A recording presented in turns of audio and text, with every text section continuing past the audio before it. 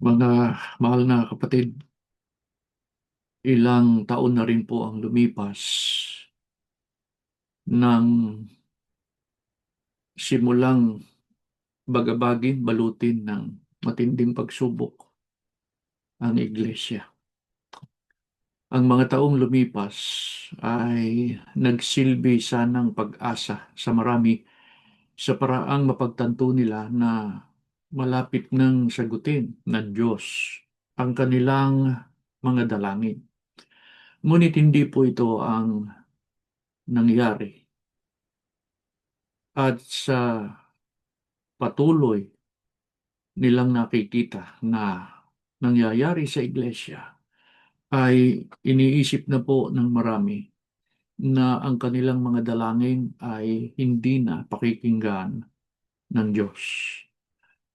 Ang gayong kawalan po ng pag-asa at pananampalataya ay hindi dapat na makapanaig sa mga tunay na lingkod ng Diyos. Upang makapamalagi tayo sa matibay at matatag nating pananampalataya, ay dapat nating maalaala po kung ano ang dahilan, kung bakit tayo ibinukod ng Diyos, kung bakit niya tayo hinira. Ano ang kanyang mga dakilang pangako sa atin na natitiyak nating hanggang sa kasalukuyan ay hindi niya ito tinatalikuran. Napakahalaga rin na lagi nating magunita na inaasahan po ng Diyos na maninindigan tayo sa panig niya at sa panig ng kanyang katwiran, anuman ang masagupa natin sa buhay na ito. Mga kapatid, magsimula tayo sa katanungang ano po ba ang ipinangako ng Diyos sa mga lingkod niya sa mga wakas ng lupa na patuloy niya itong tinutupad. Pakinggan ninyo ang Isaiah 62:11 hanggang 12. Ganito po ang pahayag. Narito ang Panginoon ay nagtanyag hanggang sa wakas ng lupa. Inyong sabihin sa anak na babae ng Siyon, narito ang iyong kaligtasan ay dumarating. Narito, ang kanyang kagantihan ay nasa kanya at ang kanyang ganti ay nasa harap niya. Tatawagin nila sila ang banal na bayan, ang tinubos ng Panginoon, at ikaw ay tatawaging hinanap, bayang hindi pinabayaan. Ano pong pangako ng Diyos sa mga lingkod niya sa mga wakas ng lupa na ating sinasampalatayanan na hindi niya ito tinatalikuran? Ang narinig ninyo ay pangako ng Diyos na hindi niya pababayaan ang mga lingkod niya sa mga wakas ng lupa. Ang hulang ito na ating binasa ay nakakatulad din po ng ipinangako ng Diyos sa kanyang sugo sa mga huling araw. Kung babasahin natin ang Isaiah 41:9-10, ang sinasabi doon ay, ikaw na aking pinili, ikaw ay aking lingkod, huwag kang matakot sapagkat ako'y sumasa iyo, huwag kang manlupaypay sapagkat ako'y iyong Diyos, palalakasin kita, tutulungan kita. At ang pangako niya na hindi lamang sa pagsusugo, kundi sa bunga ng pagsusugo. Kasama tayo sa pangako niyan. Paano po tutuparin ng Panginoon Diyos na hindi niya pababayaan ang kanyang bayan, hindi niya pababayaan ang sugo, sapagkat sila'y ibinukod, sila'y hinira. Ang sabi ng Diyos, aalalayan kita ng kanang kamay ng aking katwiran. Alin po ang katwiran na ipinangako ng Diyos na iaalalay niya sa kanyang sugo at sa mga lingkod niya? Pakinggan natin ang Roma 1:16-17. Ganito po ang pahayag. Sapagkat hindi ko ikinahihiya ang ebanghelyo, sapagkat siyang kapangyarihan ng Diyos ay kaliligtas ng bawat sumasampalataya. Unay sa Hudyo, gayon din sa Griego. Sapagkat dito ang katwiran ng Diyos ay nahahayag mula sa pananampalataya hanggang sa pananampalataya, gaya ng nasusulat, ngunit ang ganap ay mabubuhay sa pamamagitan ng pananampalataya. Alin po ang katwiran na ipinangako ng Diyos na iaalalay niya sa mga lingkod niya sa mga wakas ng lupa mula sa sugo hanggang sa bunga ng kanyang pagsusugo. Ang katwiran ay ang Ebanghelyo o ang mga salita ng Diyos na nakasulat sa Biblia. Mga kapatid, ni hindi sumagi sa ating isipan na mula mula sa loob ng iglesia, merong mga na-impluensyahan ng dyablo na magsisilbing panganib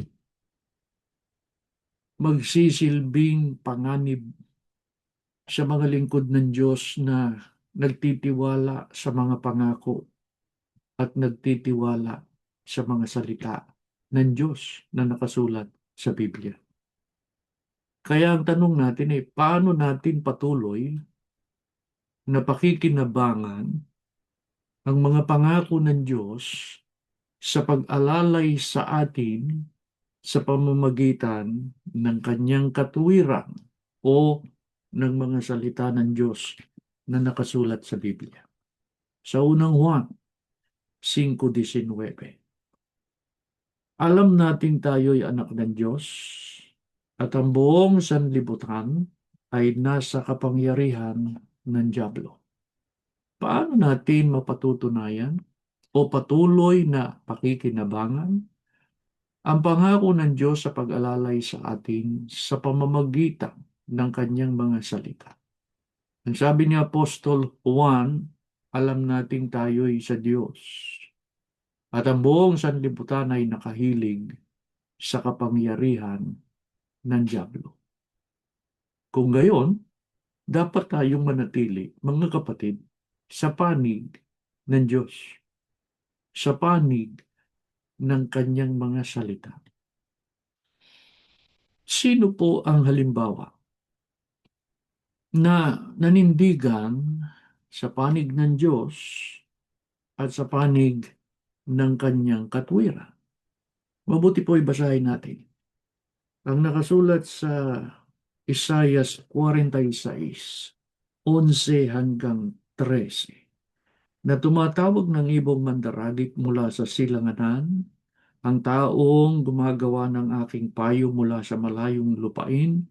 Oo, aking sinalita, akin namang papangyayarihin. Aking pinanukala, akin namang gagawin. Inyong dinggin ako, inyong may mapagmatigas na loob na malayo sa katwiran. Aking inilalapit ang aking katwiran, hindi maglalaon, at ang aking pagliligtas ay hindi magluluwa. At aking ilalagay ang kaligtasan sa Sion na ukol sa Israel na aking kalwalhatian. Sino po ang halimbawa na nanindigan sa panig ng Diyos at sa panig ng kanyang katwiran? Alam nating ang sugo sa kabila ng malaking pagsubok na kanyang haharapin ay hindi siya nawalan ng pag-asa at pananampalataya sa Diyos at sa mga salita ng Diyos. Tayo mismo ang saksi, mga kapatid, kung paano iginalang, paano dinakila ng kapatid na Felix Manalo ang Diyos at ang kanyang mga salita. Mga kapatid, alam natin kung ano ang ibinunga ng paninindigan ng kapatid na Felix Manalo sa Diyos at sa kalooban ng Diyos. Alam natin ang iglesia sa panahon nila pinagpala at nilingap ng Panginoon Diyos. Ang lahat ng pangako ng Diyos sa kanyang sugo at sa iglesyang ito natupad. At nang dumating ang panahon, mga kapatid, na ang kapatid na Felix Manalo ay pinapagpahinga ng Diyos,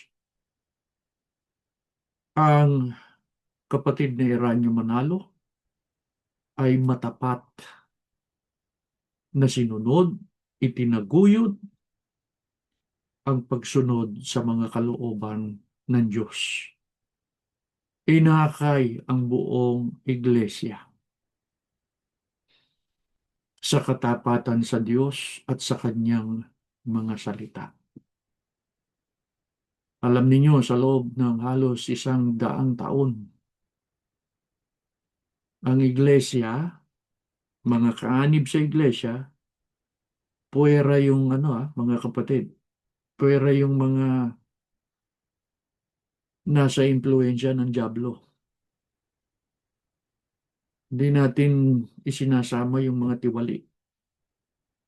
Ministro man sila o tagapanguna o simpleng kaanib, hindi sila kasama. Sa loob ng halos 100 taon,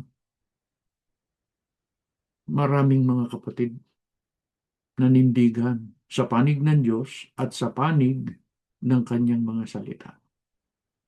Pero kagaya nga po ng aming nabanggit sa inyo kanina, nang mawala na yung mga matatandang mga kapatid, yung mga naunang mga kapatid, nawala na yung mga naunang mga ministro, na totoo namang ang paglilingkod ay sa Diyos at sa Iglesia. Nakita natin maraming mga ministro ngayon sumunod na sa yapak ng kanilang mga tagapanguna na tiwali. Kaya nakita natin na ang ipinatutupad sa mga kapatid ay labag na sa tuntunin o sa aral ng Diyos na nakasulat sa Biblia. Huwag tayong tutulad sa kanila, mga kapatid.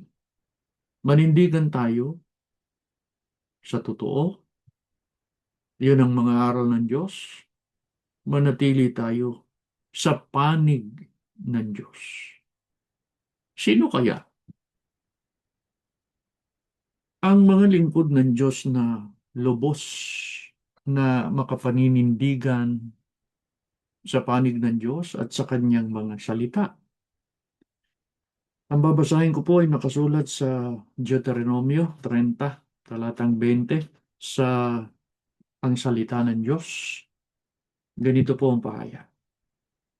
Mahalin ninyo ang Panginoon na inyong Diyos. Sundin ninyo at manatili kayo sa Kanya, dahil Siya ang inyong buong buhay. Kung gagawin ninyo ito, mabubuhay kayo ng matagal doon sa lupain na ipinangako niya, ibibigay sa inyong mga ninuno na sina Abraham, Isaac, at Jacob. Sino pong mga lingkod ng Diyos ang lubos na makapaninindigan sa panig niya at sa kanyang mga salita? Ang sabi sa talata, mahalin ninyo ang Diyos. Kaya yung nagmamahal sa Diyos, yun ang mananatili sa panig niya. Yun ang mananatili sa panig ng katwiran. Hindi po yung nagmamahal sa kanyang sariling tiyan. Hindi. Ay kitang-kita naman natin ngayon eh. Kung sino po yung ang minamahal ay ang sariling tiyan. Ang minamahal ay ang kanyang sarili, salapi, kapangyarihan, at hindi naman ang Diyos. Kaya nga, yun din ang dahilan. Yun ang pruweba na hindi sila nakapanindigan sa panig ng Diyos at sa panig ng kanyang mga salita. Subalit, gaya nga ng sinasabi ng iba, ay loving God is easier said then done. Madaling sabihin. Ang totoo, kahit sino tanungin mo eh, mahal mo ba ang Diyos? Natural, ang sagot ay, oo, mahal ko ang Diyos. Pero paano natin mapatutunayan ang pagmamahal natin sa Diyos? Biblia ang ating sangguniin. Unang Juan 5:3. Sapagkat ang tunay na umiibig sa Diyos ay yaong tumutupad ng kanyang mga utos. At hindi naman mahirap sundin ang kanyang mga utos. Paano natin mapatutunayan ang pag-ibig natin sa Diyos? Sundin ang kanyang mga utos. Kaya kahit pa ipangalandakan mo, kahit pa ipagsigawan mo, mahal mo ang Diyos, pero hindi ka sumusunod, nagsisinungaling ka. Sapagkat ang katunayan ng pag-ibig sa Diyos, pagsunod sa kanyang mga utos. Sana kaawaan pa tayo ng Diyos. Pagkaloob pa niya sa atin ang matibay na pag-asa, matibay na pananampalataya, upang kung ano man ang dumating sa ating buhay, ano man ang nasa hinaharap pa, ay mamamalagi tayo sa panig niya at sa kanyang mga salita. Mga kapatid, ang pananatili sa panig ng Diyos, ang pananatili sa panig ng kanyang katwiran ay hindi isang madaling bagay. Maraming makapag-aalis sa ating paninindigan. Kaya anong inaasahan ng Diyos sa mga lingkod niya upang sila'y makapanindigan sa pagsunod at sa panig niya. Dinggin ninyo. Sa unang Timoteo 6:12, salita ng Diyos, ipaglaban mong mabuti ang pananampalataya. Pangawakan mong mabuti ang buhay na walang hanggan. Dahil tinawag ka ng Diyos para sa buhay na ito, nang ipahayag mong pananampalataya mo sa harap ng maraming mga saksi. Hindi po madali ang manindigan sa panig ng Diyos, manindigan sa panig ng kanyang katwiran sapagkat maraming tukso, maraming pagsubok, maraming maaaring umagaw sa iyo sa paninindigan. Kaya ang payo ay ipaglaban mong mabuti ang iyong pananampalataya. Sa dating salin, sinasabi doon ay makipagbaka ka ng mabuting pakikipagbaka. Kaya, kailangan labanan lahat ng maaaring humadlang sa paninindigan natin, sa panig ng Diyos at sa panig ng kanyang mga katotohanan. Bakit kaya? Bakit kaya ipinag-utos ng Diyos at inaasahan ng Diyos na ang mga lingkod niya ay ipakikipaglabang mabuti ang kanyang pananampalataya? Babasahin po natin ang isa pang hula sa Biblia na may kinalaman sa Iglesia ni Cristo sa mga huling araw na ito. 13:9. At aking dadalhin ang ikatlong bahagi sa apoy at sila'y dadalisayin ko na parang pilak na dalisay at sila'y susubukin ko na parang pagsubok sa ginto. Sila'y magsisitawag sa aking pangalan at aking silang didinggin. Aking sasabihin sa bayan ko at kanilang sasabihin ang Panginoon ay aking Diyos. Bakit po kaya ipinag-utos ng Diyos at inaasahan niya na ang mga lingkod niya ay ipakikipaglabang mabuti ang kanilang pananampalataya? Sapagkat mayroong hula ang Diyos na ang Iglesia ni Kristo sa mga huling araw na ito ay dadaan sa apoy. dadaan sa mabigat na pagsubok para dalisay. Sumasampalataya tayo, mga kapatid, na ang nangyayaring ito sa iglesia ay bahagi, katuparan ng hulang ito na ating binasa. Uulitin namin, mga kapatid, kaya susubukin para dalisayin, hindi para pabayaang matalikod ng lubusan. May tatalikod, mga individual. Pero sa kabuuan, hindi na ito matatalikod. Dadalisayin lang. Kaya, sa pagdaan natin sa mabigat na pagsubok na ito, makipagbaka ka ng mabuting pakikipagbaka. Alam niyo, mga kapatid, yung iba nga di ba? Lumaban na nakipagbaka ng mabuti, nadaig pa. Di lalo na yung hindi lumaban. Lalo na yung hindi nakipagbaka man lang. Kaya, kung nais nating patunayan higit sa lahat sa Diyos, na tayo'y Kanya, na tayo'y sa salita Niya, manindigan tayo. Mga kapatid, anong mga pagsubok po ang dinanas ng mga unang lingkod ng Diyos na ito rin ang nakikita natin ngayon na dinaranas natin sa mga huling araw na ito? Babasahin ko po ang nakasulat sa Habakuk sa 1, sa 3 hanggang 4, dito pa rin sa salita ng Diyos. Pakinggan ninyo, mga kapatid. Bakit ninyo po ipinakikita sa akin ang mga kasamaan at kaguluhan? Kahit saan nakikita kong pagpapataya, karahasan, bidwaan, pagtatalo. Kaya naging walang kabuluhan ang kautusan.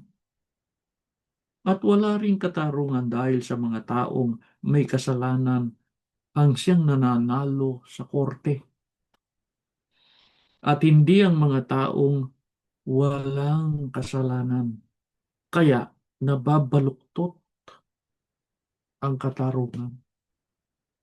Anong pagsubok po ang dinanas ng mga unang lingkod ng Diyos na ito rin ang nakikita nating dinaranas natin sa kasalukuyan? Ang sabi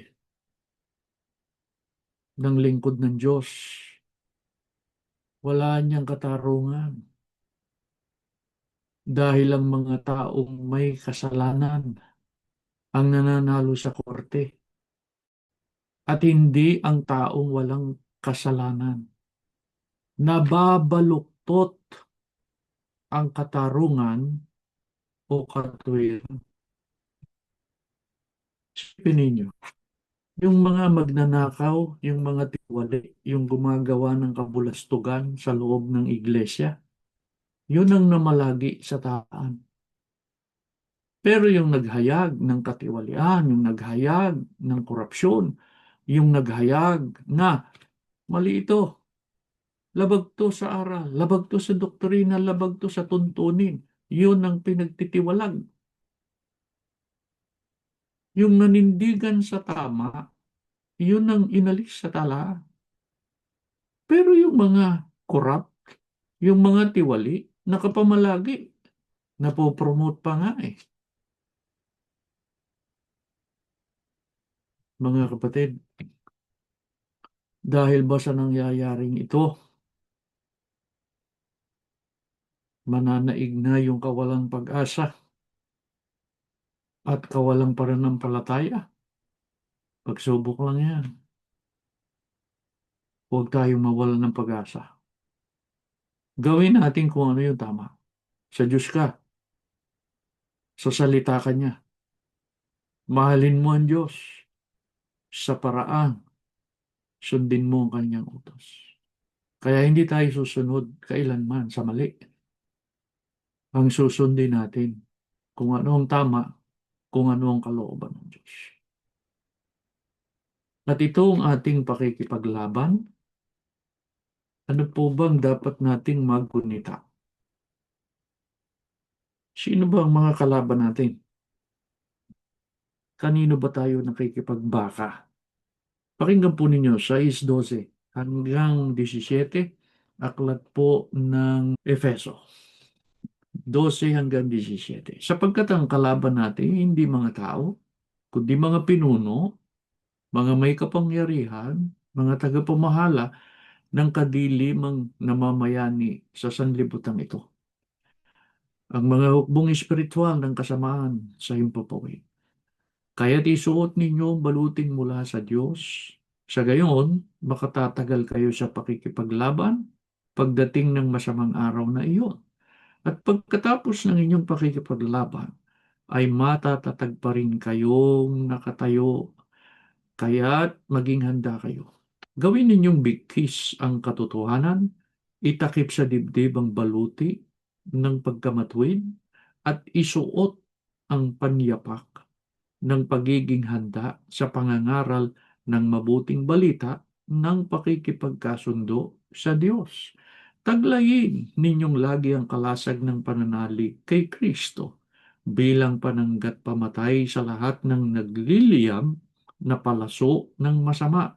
Isuot ninyo ang helmet ng kaligtasan. Kunin ninyo ang tabak na kaloob ng Espiritu sa makatwid ay ang salita ng Diyos. Ang kalaban natin ang hari ng kadiliman na namamayani sa mga masasama. Paano natin sila lalabanan? Mga kapatid, isuot natin ang buong kagayakang mula sa Diyos. Ano po yun? Simple lang. Manatili ang salita ng Diyos sa iyo. Nandyan lagi. Narito. Yan ang kalasag mo. Pag may narinig ka, mali, huwag mo sundin. Bakit? Alam mo yung totoo eh. Yun ang pananggalang mo. Kaya, kung yun ang gagawin natin, hindi tayo madadaig. Paano pa natin maisusuot ang kagayakang mula sa Diyos ayon sa Biblia? Pakinggan ninyo. Ito po ay si Job 23:10 hanggang 12. Ngunit alam niya ang ginagawa ko. Pagkatapos na masubukan niya ako, makikita niyang malinis ako tulad ng lantay na ginto. Sinunod ko ang kanyang mga pamamaraan, hindi ko ito sinuway, sinusunod ko ang kanyang mga utos, iniingatan ko ito sa aking puso, pinahahalagahan ko ang mga salita niya nang higit pa sa pang-araw-araw na pagkain ko. Paano pa natin maisusuot ang kagayakang mula sa Diyos? Pagsunod, pagtalima sa mga kalooban ng Diyos. Gaya ng ginawa ni Job. Katakot-takot na pagsubok ang dumating sa buhay ni Job. Pero kailanman hindi siya lumihis sa aral ng Diyos. Pagkatapos niya akong masubukan, lalabas ako, lilitaw ako na parang lantay na ginto. Tayo kaya, pagkatapos po ng pagsubok na ito, pagkatapos mahawi ng madilim na ulap na lumalambong sa iglesia ngayon, paano tayo lilitaw? Paano tayo lalabas? Narating ba natin ang kadalisayan ng pananampalataya o nasubukan ka?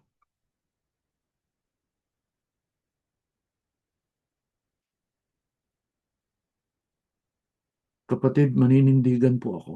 Tama yan. Tama yan. Kapatid, Hindi po ako lilihis sa kanyang mga kalooban. Umasa po kayo na mananatili kami na gagawin ay ang tama. Salamat sa Diyos. Meron bang sino man o anuman na makahadlang sa mga tunay na lingkod ng Diyos sa paninindigan nila sa panig ng Diyos at ng kanyang katwiran?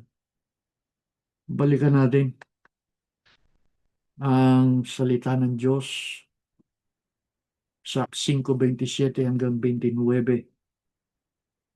Dinala nila ang mga apostol doon sa korte ng mga Hudyo. Sinabi ng punong pari sa kanila, hindi ba't pinagbawalan na namin kayong mangaral tungkol kay Jesus? Pero tingnan ninyo ang inyong ginawa. Kumalat na ang inyong aral sa buong Jerusalem at kami pa ang pinagbibintangan ninyong pumatay sa kanya.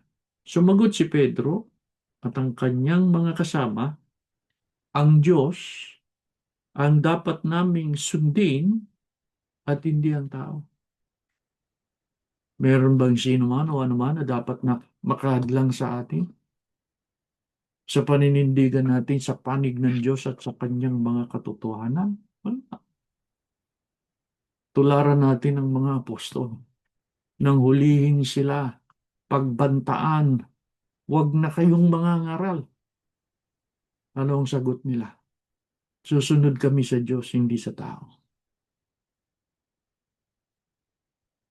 Marami sa inyo, mga kapatid, ganyan. Sumunod kayo sa Diyos at hindi doon sa mga tagapanguna na tiwali. Ang minahal ninyo ang Diyos at ang kanyang mga salita. Diyan, mga kapatid, diyan matapos ang ating buhay. Diyan makapanatili tayo hanggang sa wakas na ng mundong ito. Mga kapatid, bakit po kaya niloob ng Diyos na masuong tayo sa pagsubok na ito? Bakit kaya niloob ng Diyos na ang iglesia ay padaanin sa ganito kahigpit na pagsubok ng pananampalataya? Sa 23, Gs hanggang 12, sa aklat ng Hob, ganito po ang pahayag. Ngunit nalalaman niyang ang daang aking nilalakaran. Pagka kanyang nasubok ako, ay lalabas akong parang ginto. Ang aking paay sumunod na lubos sa kanyang mga hakbang at ang kanyang daan ay aking iningatan at hindi ako lumiko. Ako'y hindi humiwalay sa utos ng kanyang mga labi. Aking pinagyaman ang mga salita ng kanyang bibig ng higit kaysa aking kailangang pagkain. Bakit po niloob ng Diyos na ang iglesia sa mga huling araw na ito dumaan sa napakabigat na pagsubok? Sapagkat tinitingnan niya, nakamasid siya sa mga lingkod niya na maninindigan. Sino ang mananatili sa panig niya hanggang wakas? Nakalulungkot, mga kapatid, marami nang tumalikod. Marami nang hindi nakapagpatuloy. At ang masakit, ang iba, nagtaglay na ng maling pananampalataya. Sana may pagkakataon pa para sa kanila. May pagkakataon pa na sila'y makapagbago, makapanumbalik sa Diyos sa ba. Kung di, kapahamakan ang naghihintay sa kanila. Itong nangyayari ngayon sa iglesia. Pababayaan ba ito ng Diyos na magpatuloy habang panahon? Anong gagawin ng Diyos? Sa mga lingkod niya na nagdaranas ng mabigat na pagsubok. Ano ang ginawa ng Diyos nung una? Nang ang bayan niya sa halip na pangalagaan ay pinagpapatay at pinapangalan. Dinggin ninyo ang mga huling talata na aking babasahin, 1 hanggang 4, dito sa Jeremias. Sinabi ng Panginoon ng Diyos ng Israel, nakakaawa kayong mga pinuno ng mga mamamayan ko. Kayo sanang mag-aalaga sa aking mamamayan tulad ng pastol ng mga tupa. Ngunit pinabayaan lang ninyo silang mamatay at mangalat. Kaya dahil sa pinapangalat ninyo ang mga mamamayan ko, hindi ninyo inalagaan ko kayo. Parusahan ko kayo dahil sa kasamaang ginawa ninyo. Ako mismo ang magtitipon sa mga natitira kong mamamayan mula sa iba't ibang lugar kung saan ko sila pinapangalat at dadalhin ko sila pabalik sa lupain nila at muli silang dadami roon. Bibigyan ko sila ng pinunong magmamalasakit at mangangalaga sa kanila at hindi na sila matatakot o mangangamba at wala nang maliligaw sa kanila. Ako ang Panginoon ang nagsasabi nito. Noong una, nang makita ng Diyos na ang kanyang mga inilagay na pastol, muno sa kanyang mga mamamayan o sa kanyang mga hinirang ay naging tiwali at naging masama. Ang sabi ng Diyos, parurusahan ko kayo. Mga kapatid, sa panahong kasalukuyan, batid natin, may pinarusahan na ang Diyos. Tayo mainip. Hindi pababayaan ng Diyos ng iglesia ay ganito habang panahon.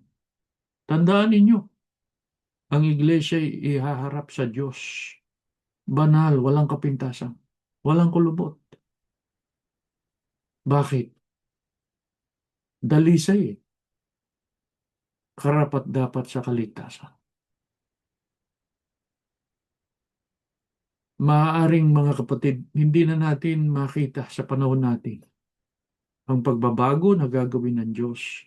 Pero hindi ibig sabihin ay hindi niya gagawin.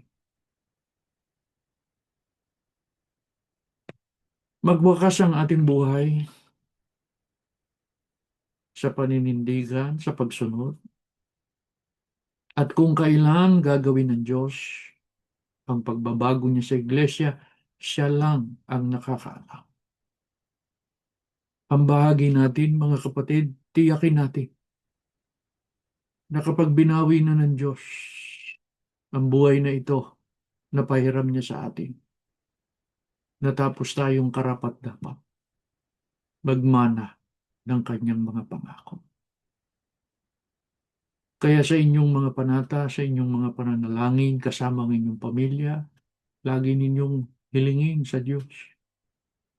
Tulungan kayo na makarating kayo sa kadalisayan ng inyong pananampalataya. Kaya muli inihiling namin sa Diyos,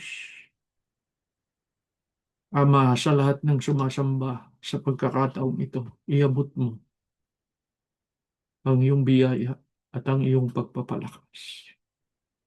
Inihiling namin, tulungan mo kaming lahat na makarating sa hangganan ng paglilingkod na ito na karapat-dapat sa iyong mga pangako. Pagtiyagaan mo na lang kami, Ama. Alam namin, malapit na ang araw ng aming kaligtasan.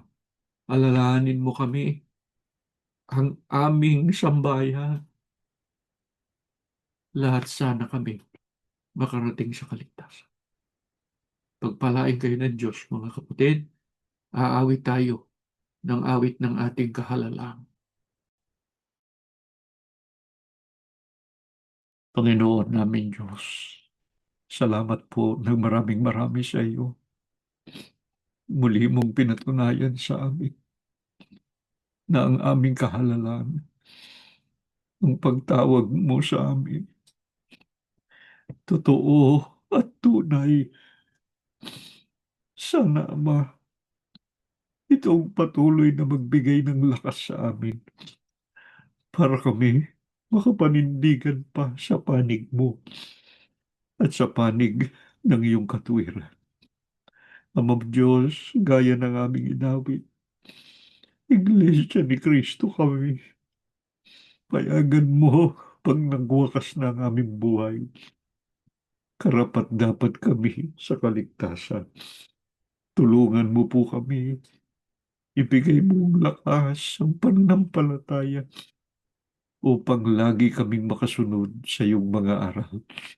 Ano man ang mangyari, O Diyos, kailanman hindi kami tatalikod sa iyo. Hindi kami titigil sa pagsamba. Ikaw lang ang aming paglilingkuran. Ikaw lang ang aming susundin. Pahalagaan namin ang iyong mga salita hanggang sa aming kamatayan. Ang mapagpalain mo lahat ng sumasamba. Maawa ka sa kanila. Saan mang panig ng mundo, naroon sila. Manatili ang iyong pagkalinga. Manatili ang iyong awa sa kanila. Nangangako kami, O Diyos, ano man ang mangyari, paglilingkuran ka namin. Pagalingin mo sino man ang may karamdaman. Ibiyaya mo pang mainam na kalusugan upang patuloy ka naming purihin, luwalhatiin ang iyong pangalan. Salamat sa aming mga pagsamba, mabisang kasangkapan sa paggabay at pag-iingat sa amin. Sumasampalataya kami, Ama, ipinagkaloob mo ang sagot sa dalangin ng iyong mga lingkod. Pinagpala mo lahat ng sumamba. Binasbasan mo ang mga magulang hanggang sa kanilang mga anak. Sa ngalan ni Jesus na aming tagapagligtas. Amen.